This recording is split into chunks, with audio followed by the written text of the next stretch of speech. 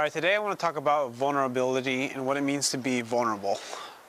One of the hardest things when it comes to, putting yourself out there, well, when making content for the web, whether it be YouTube or creating blogs or making videos like, what I'm doing, is this idea or this feeling of vulnerability, like you're going to fail, you're going to make yourself look dumb, essentially just embarrass yourself. And the same thing with the weight room. When you're trying to lift weights and get stronger and lift something that you haven't lifted, like two things: do an exercise you've never done or lift a weight you've never done. You don't want to do an exercise or you don't want to do a weight feeling of fear. It's not so much that you don't, part of you doesn't want to do it, but a big part of it is that you're scared. And every single time I lift, I sometimes get scared. Most recently I have, like for example, getting underneath the barbell for a squat is the most painful thing for me to do because of my shoulder flexibility.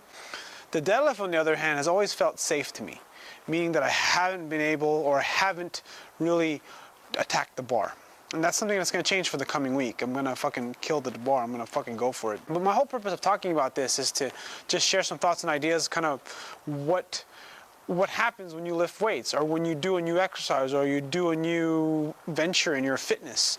Because the thing I find that's very hard is that, anytime you learn something new or you try something different, it's scary. Scary, not necessarily like you're going to be killed or it's going to hurt you, but more like you're going to feel dumb or you're going to feel like you're not good at it or you're going to feel like you are basically wasting your time.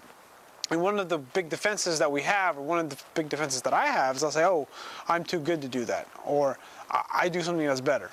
And when in reality is I've never actually tried it. And it could be something as simple as, like people who talk shit about kipping pull-ups. People say that kipping pull-ups look retarded and you look like a fish out of water. And you know what? It doesn't even matter what you look like when it comes to the kipping pull-up. The whole idea is that it's specific for a sport, the sport of CrossFit, and kipping pull-ups pretty fucking hard to do. I'm pretty strong and I can rep out pull-ups, but a kipping pull-up rips my shoulder in half. It hurts like hell. And essentially, I don't really want to do a ton of kipping pull-ups. I want to be able to do a muscle up, and a big part of being able to do a muscle up is to be able to kip. And if you can't kip, you're not going to be able to do a muscle up unless you are like ridiculously strong, like 700-pound deadlifter strong, 600-pound deadlifter strong. Hitting a personal record is essentially vulnerability. Aiming for something you've never done, having to push yourself through pain that you've never endured. It makes you vulnerable. That vulnerability, essentially you're exposing yourself to a workout.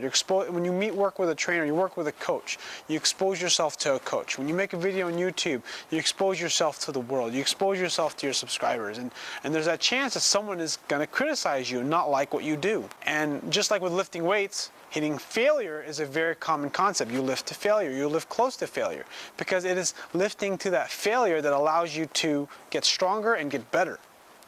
That's the same idea. Like if I make a video that's like shit and someone says they don't like it or I get very little views, I learn something and then I make the next video.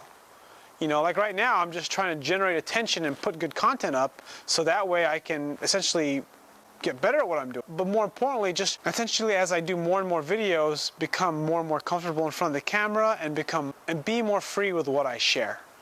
Because it's very easy and it's also very hard to do this.